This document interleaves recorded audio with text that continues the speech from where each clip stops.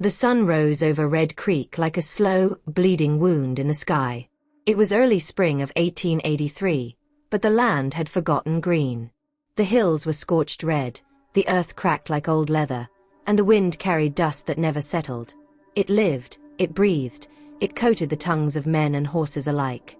The town sat in a hollow between two mesas, as if God had placed it there and then turned his back. It was a place of silence and violence, where justice was a rumor and power wore a white face. Jake Carter rode into town at dawn. He came alone, on a bay mare named Clara, with a rifle slung across his back and a worn satchel at his side. His coat was faded blue, the color of the Union, and his eyes were the kind that had seen too much and said too little. At 32, he looked older, his face carved by war and loss. A veteran of the Civil War, he had fought for freedom and found only ashes. He'd buried friends in unmarked graves, carried their names in silence, and when the war ended, he found no peace, only the weight of memory. In Virginia, he'd watched a boy no older than 16 die clutching a letter from his mother. In Tennessee, he'd carried a wounded comrade 3 miles through mud, only to bury him at dawn. The war had taught him that courage was not a flag or a song. It was the act of waking up each day when you knew the world would try to break you. He wasn't looking for glory. He was looking for silence. The streets of Red Creek were empty. A dog limped across the road, ribs showing under its mangy coat.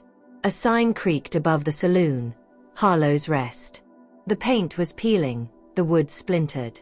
Everything in Red Creek was broken or breaking. The buildings leaned like tired men, the fences sagged, and the air smelled of dust, sweat, and something older, fear. The saloon's windows were clouded with grime, and the general store's porch sagged under the weight of time. Even the church, a squat building with a crooked steeple, seemed to bow under the town's unspoken rules. Jake dismounted at the stable. A boy, half Mexican, no older than 14, stepped out, wiping his hands on a rag. His name was Mateo, though no one ever asked. He was one of the many invisible boys who worked the stables, cleaned the boots, carried the water, and kept their eyes down. Mateo's mother had died of fever 2 winters ago, and his father, a vaquero, had disappeared after a dispute with a ranch foreman. The boy survived by working for scraps, sleeping in the hayloft, and dodging the fists of men like Ben Crow, who saw his brown skin as an invitation for cruelty. "You need a place for her?" Mateo asked, nodding at Clara. "Just water and oats," Jake said, "and directions to Harlow Ranch." The boy nodded. "You're not the first this week. Harlow's hiring." Jake looked toward the horizon, where a thin line of smoke rose from the direction of the ranch. "I guess I'm not the last, either." Mateo hesitated, his dark eyes flicking to Jake's coat. "Your union." Jake touched the edge of his coat. "Was." The boy lowered his voice. "They don't like union men here. Not unless you're white and quiet." Jake smiled, but it didn't reach his eyes. "I can be quiet." Mateo gave him directions, then turned back to the stable without another word. Jake watched him go. There was something in the way the boy moved. Not defeat, not exactly, but a kind of quiet endurance, like a tree growing sideways to avoid the wind. He reminded Jake of a soldier he'd known in the war, a young man named Eli who'd survived Antietam by hiding in a ditch, whispering psalms to keep himself sane. Eli had died a year later, not from a bullet, but from dysentery, his body too weak to carry his spirit any longer. Jake led Clara to the water trough. As she drank, he scanned the town. It was waking now. A woman hung laundry on a line, her face shadowed by a wide hat. Her name was Clara Delgado, though Jake wouldn't learn it until later. She was 30, a widow who'd lost a husband to a cattle stampede 2 years prior.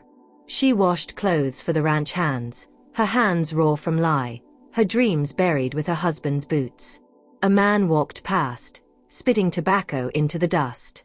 He was Amos Tate, a blacksmith who'd once dreamed of leaving Red Creek but stayed because his sister was sick and the doctor only took cash. No one looked at Jake. No one greeted him. In Red Creek, strangers were either threats or tools. He would have to prove which he was. He didn't care. He just wanted work. A bunk. A few months of quiet. Maybe longer. Maybe forever. But Red Creek didn't give quiet. It gave dust, and blood, and memory. 3 girls stood by the creek that morning, their skirts tucked up to their knees as they filled clay jugs with water. They were always there at dawn, before the men woke, before the sun turned cruel. This was their hour. Their peace. Maria García was the eldest, 19, with dark hair braided down her back and eyes that held centuries of quiet resistance. Her father worked the fields for Harlow, but she refused to call it work. It's slavery with different names, she once said, and her mother slapped her for it. She hadn't spoken that word again, but she never forgot it. Her hands were calloused from washing, cooking, scrubbing, but her mind was sharp, fed by stolen books and whispered lessons. She'd learned to read from a priest who'd passed through Red Creek 5 years ago, a man who'd left her a tattered copy of Don Quixote before he moved on. Maria dreamed of a school, not for the white children of the ranch owners, but for the children of the fields, the stables, the shacks. A place where a girl could learn to read without being told she was wasting her time. At night, she'd lie awake, imagining a classroom filled with voices, her own among them, teaching words that could cut through the dust. Letty May was 17, pale-skinned but not white enough for the town's church. Her father had been a preacher, her mother a Creek woman. When fever took them both, Letty was taken in by the saloon owner, not as a daughter, but as labor. She scrubbed floors, washed glasses, and dodged the hands of men who thought her grief made her easy prey. She wore her loss like a second skin, but she still read books, old, dog-eared things she stole from the schoolhouse when no one was looking. She had a voice like dry wind over stone, quiet, but it carried. She kept a notebook hidden under her mattress, filled with poems she'd never show. One line, written in pencil, "I am not what they call me. I am what I remember." She'd written her first poem at 12, after watching her mother's burial, the words spilling out like water from a broken jug. She didn't know if they were good, but they were hers, and that was enough.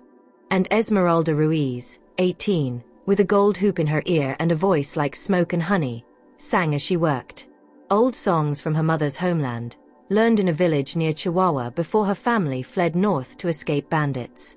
Songs about love, about loss, about rivers that never ran dry. The other girls hushed her when men were near. "They'll think you're mocking them," Maria warned. But Esmeralda would just smile. "I sing for the water. It remembers." She believed the land held memory, that every drop of blood, every tear, every whisper was absorbed into the soil. She said the dust carried voices. Sometimes at night, she swore she could hear them. Her grandmother's lullabies, her brother's laughter before he drowned in the Rio Grande, the prayers of women who'd walked this land before her. Her songs were her defiance, a refusal to let those voices fade. They filled their jugs and walked back in silence, their feet bare on the hot earth. "You saw the new man?" Letty asked, breaking the quiet. Maria nodded. "At the well yesterday. He asked for water. Looked like he'd walked through hell." "He's Union," Esmeralda said. "I saw the coat." Letty snorted. "Hope he learns to hide it." Ben Crow already called him Yankee trash at the stable. Maria stopped walking. "He spoke to me. Asked about books. Said he read Walden once." Esmeralda raised an eyebrow. "A cowboy who reads." "Maybe he's different," Maria said softly. Letty laughed, but it was bitter. "There's no different here. Only degrees of cruel."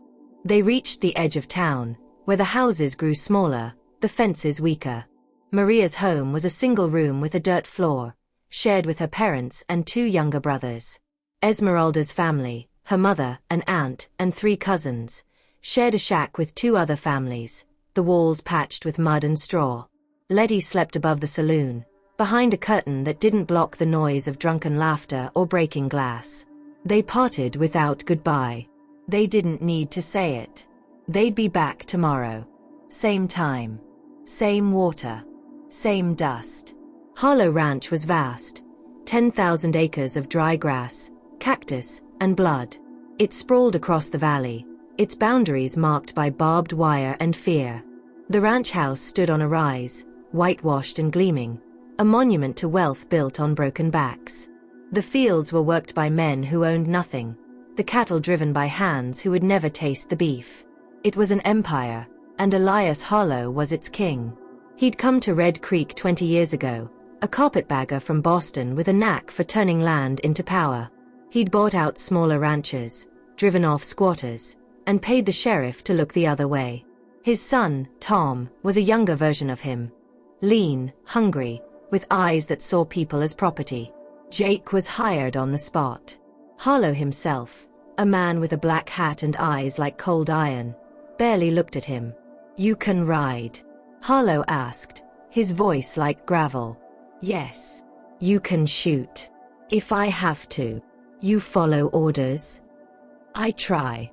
Harlow grunted. "Good enough. You'll bunk with the hands.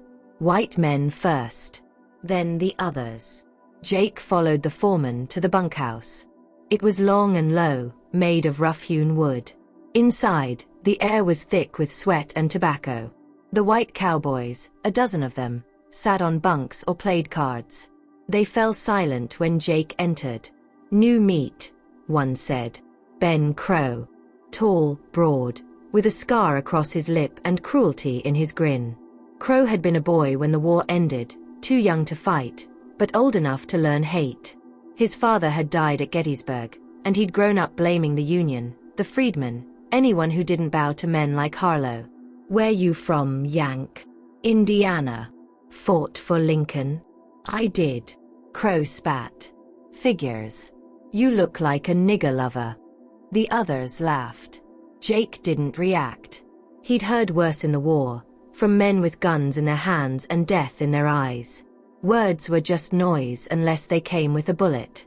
He was shown his bunk, near the door, far from the stove. The others bunked in a separate shed behind the stables. The Mexican workers in one corner, the black cowboys in another. No walls between them, just rope and canvas. The shed smelled of mildew and despair, but it was home to men like Samuel, who'd worked the ranch for a decade and never asked for more than his pay. That night, Jake met Samuel. He was older, 50, maybe, with silver in his beard and a calm in his voice that made men listen. He'd been born a slave in Alabama, freed by the war, and wandered west, trading chains for a different kind of servitude. He taught Jake how to saddle a horse the right way, how to read the wind, how to tell when a steer was sick. He spoke of the land like it was alive, telling stories of rivers he'd never seen and stars that guided him north. "You're not like the rest," Samuel said, watching Jake clean his boots. "Neither are you," Jake replied. Samuel smiled. "I learned to be invisible. That's how we survive." "Not always," Jake said, thinking of the war. "No," Samuel agreed. "But long enough to matter." He looked toward the ranch house, where Harlow's lights still burned. "They don't see us, but they need us. That's the only power we have." Jake nodded.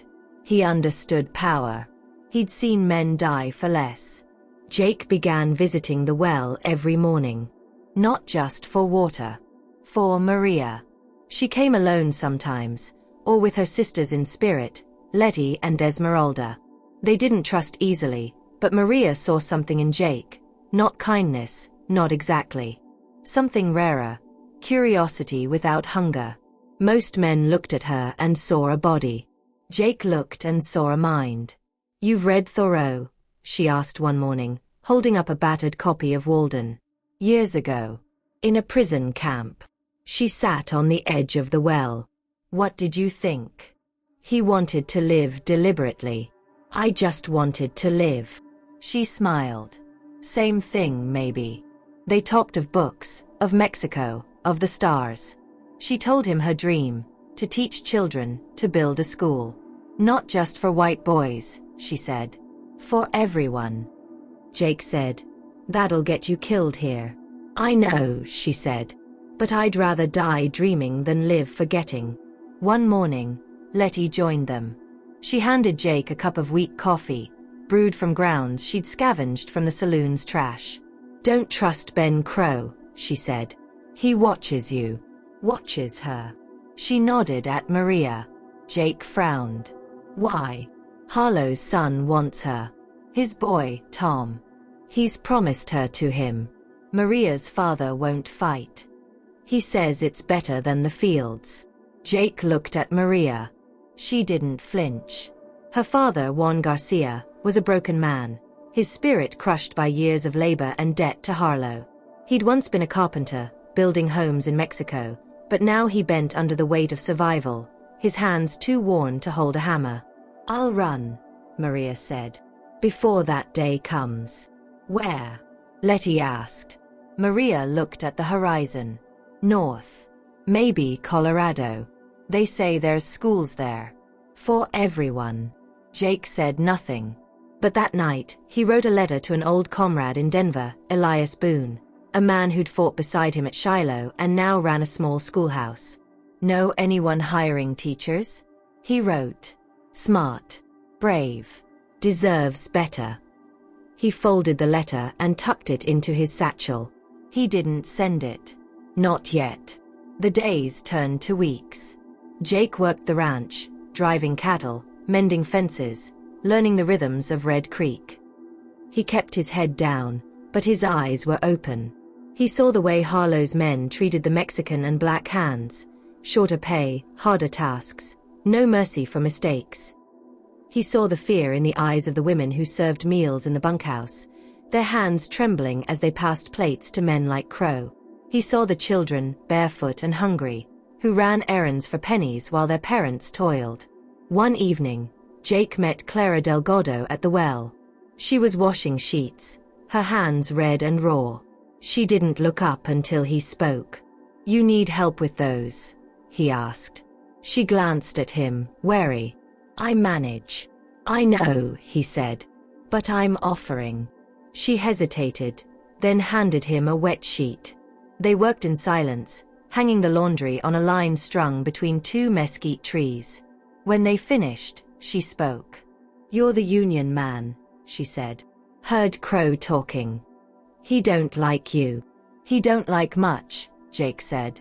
Clara's lips twitched, almost a smile. "Watch yourself. He's got friends." "And Harlow's ear." Jake nodded. "Thanks." She picked up her basket and walked away, her shadow long in the fading light. Jake watched her go, wondering how many warnings she'd given, how many she'd ignored for herself. It happened on a Thursday. Jake woke to shouting. He ran outside. Men were gathering near the dry riverbed. A body lay face down in the dirt. It was Samuel. 2 bullets in the back. Rope burns on his wrists. His hat was gone. His boots, the ones he'd worn for 20 years, were missing. Sheriff Pike arrived, chewing tobacco. He looked down, spat. "Tried to steal a horse," he said. "Resisted arrest." Jake stepped forward. "He didn't steal anything. He was a good man." Pike met his eyes. "Good don't matter. Dead don't talk." Crow stood nearby, cleaning his revolver. He didn't look at Jake, but his smile said everything. That night, Jake searched Samuel's bunk. Under the straw, he found a notebook. In it, names, dates, payments, proof that Harlow underpaid the Mexican and black hands, proof that Crow had beaten a man nearly to death for walking too proud, proof that the sheriff took bribes to look the other way when cattle went missing, only to blame the workers. And one line underlined, "They'll kill me before I let them burn the school." Jake didn't sleep. The schoolhouse burned the next week. It wasn't much, a single room, 3 benches, a chalkboard. But it was theirs. Maria taught reading there at night, her voice steady as she guided children through letters. Letty taught math, her patience endless as she explained sums to tired minds. Esmeralda taught songs, her voice weaving stories of hope into the candlelit room. No white children came. But 10 Mexican kids, 3 black ones, and 2 Creek boys learned their letters by candlelight. One boy, Miguel, was Mateo's cousin. He was 9, with a quick smile and a quicker mind. He'd drawn the picture Jake would find later: a sun, a house, a woman with long hair, meant to be Maria, his teacher. The fire started at midnight. No one saw who did it. Jake arrived too late. The roof had collapsed. Books turned to ash. Miguel's drawing lay half-burned in the dirt. Maria stood in the yard, silent. Her hands were clenched. Her face was dry. "They wanted to scare us," Letty said, crying. "They wanted us to stop. They don't know us," Esmeralda whispered. Jake knelt and picked up the drawing.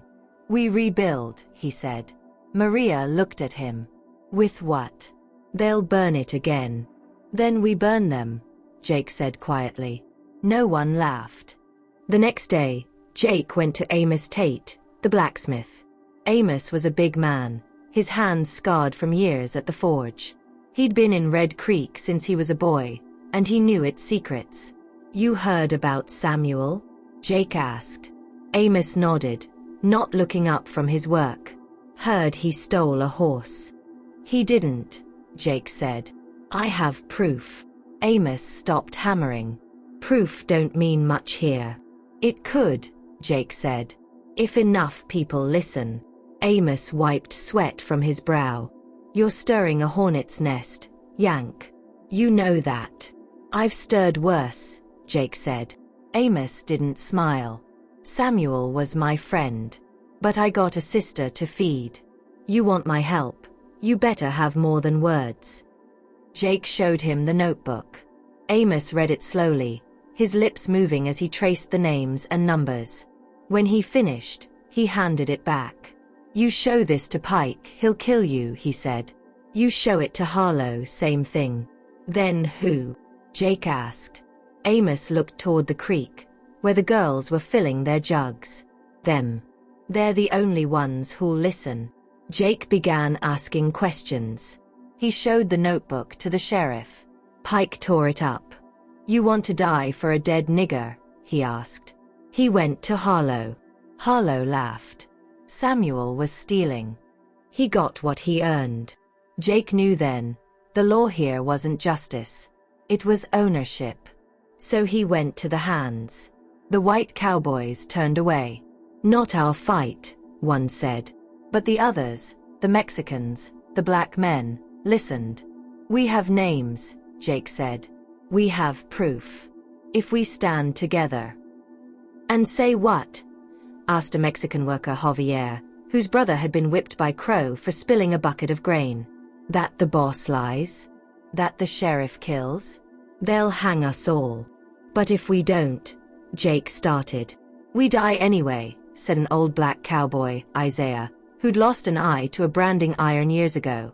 "Just slower." That night, Esmeralda came to the stable. She stood in the doorway, the gold hoop in her ear catching the lantern light. "You're like Samuel," she said. "You believe words can change things." "They can," Jake said. She stepped closer. "Then say them. Say them where they can't ignore." Jake understood. He called a meeting.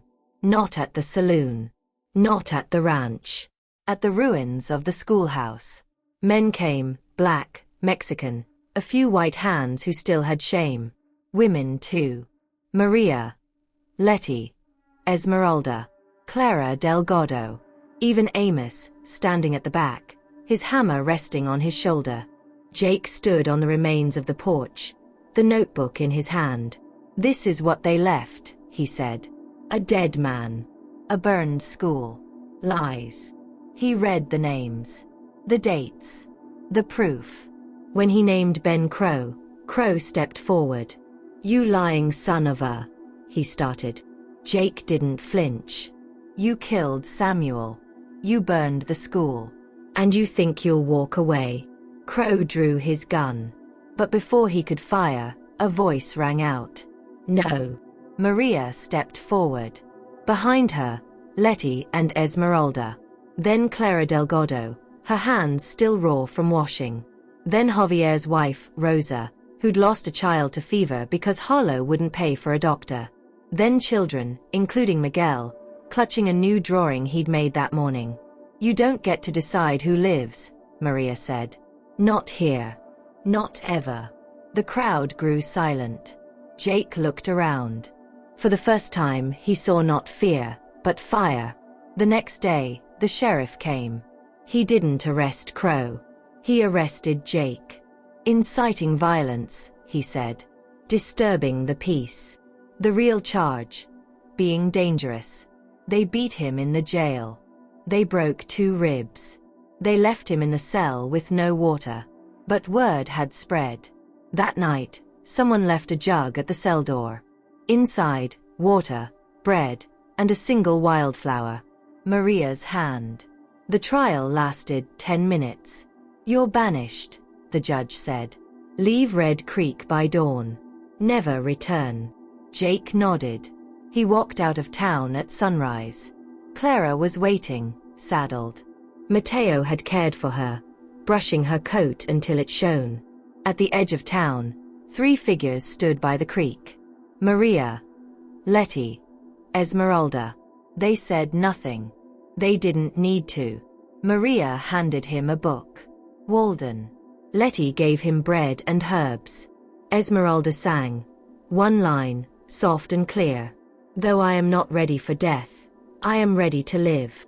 Jake mounted the horse. He looked back. The girls stood together, like a wall against the dust. Then the wind rose. It lifted their hair, their skirts, the red earth beneath their feet.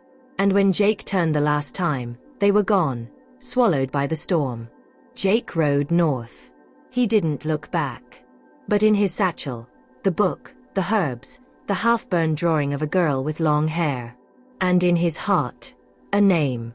Not Harlow. Not Crow. Not even Samuel. Maria. He wrote the letter in a town called Silver Bend. "Dear Elias, there's a girl in Texas who deserves a school. Her name is Maria García. She reads thorough. She dreams aloud. She hasn't given up. Find a way. I'll send money. And if you can't, I'll come back." Jake. He didn't know if it would work. He didn't know if she'd wait. He didn't know if Red Creek would ever change. But as he rode into the vast empty land, he thought of the girls by the creek. Of their voices. Of their silence. Of the way they stood when the world tried to break them. And he knew one thing. The dust remembers. And so do we. 10 years passed. The school in Red Creek reopened in 1893. It was small. White walls. A red door. A garden out front. Maria Garcia taught there. Letty May was her assistant. Esmeralda Ruiz sang to the children every Friday. They still had no help from Harlow. The old sheriff was gone, replaced by a man who'd lost a leg in the war and knew the cost of silence. Ben Crow had died in a bar fight, his knife no match for a drunk miner's pistol. One day, a letter arrived. No return address. Just a Union blue stamp. Inside, a book. Walden. 2nd edition. And a note. "You were right. Living deliberately is the bravest thing. I'm proud of you, J." Maria held the book to her chest. Outside, the wind blew. The dust rose. But this time, it carried seeds. The school grew slowly, like a plant pushing through cracked earth. By 1895, it had a second room. By 1897, a small library, built with donations from families who'd once been invisible. Children came from the fields, the shacks, the stables. They learned to read, to write, to dream. Maria taught them history. Not the whitewashed tales of the ranch owners, but the stories of their own people, their own blood. She told them of the Aztecs, of the creek, of the men and women who'd crossed deserts to survive. Letty taught them numbers, showing them how to calculate their worth beyond a day's wage. She'd started teaching geometry, too, drawing shapes in the dirt when the chalk ran out. Esmeralda taught them songs, weaving memory into melody, her voice joined by her daughter, Sophia, who'd inherited her mother's gold hoop earrings and her fire. The town changed, too. Not quickly. Not easily. But the weight of the girls' defiance, their quiet fire, began to shift the air.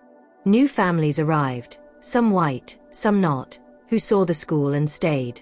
A new sheriff was elected, one who didn't spit when he spoke of justice. Harlow's power waned as his health failed, and his son Tom left for California, chasing gold he'd never find. The ranch was sold in pieces, the barbed wire rusting, the empire crumbling. Jake never returned. But his letters did.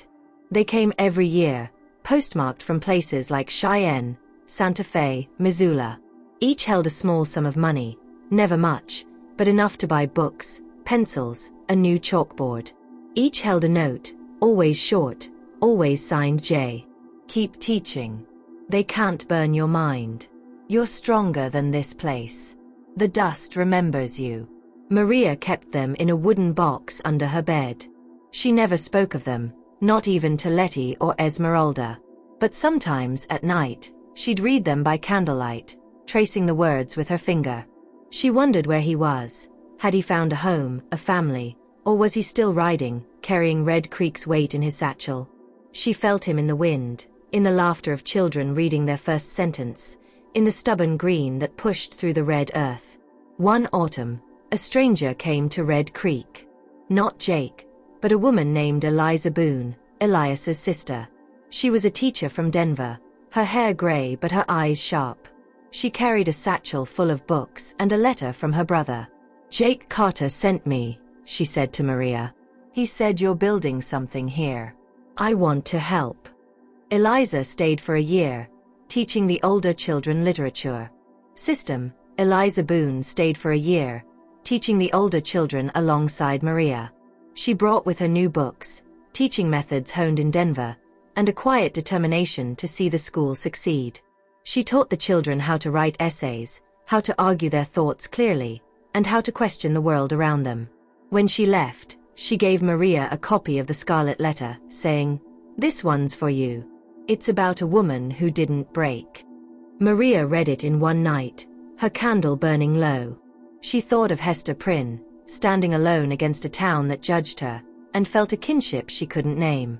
She tucked Eliza's letter from Jake into her wooden box, alongside the others. By 1900, Red Creek was no longer a wound. The mesas still loomed, the dust still rose, but the town had found a pulse. The school was its heart. Maria, now 36, stood taller, her braids streaked with gray. Letty, married to Amos Tate, the blacksmith, wrote poetry in the open now, her words read aloud at town gatherings. Her first collection, Dust and Dreams, was published in Austin, a slim volume that sold a dozen copies but felt like a triumph. Esmeralda, still singing, had a daughter named Sophia, who danced to her mother's songs, her gold hoop earrings glinting in the sun. Sophia was 10, with her mother's voice and her father's stubbornness, and she dreamed of becoming a doctor. The children they taught carried their lessons beyond Red Creek. Miguel, now 19, went north to Colorado, enrolling in a teacher's college on a scholarship Eliza secured.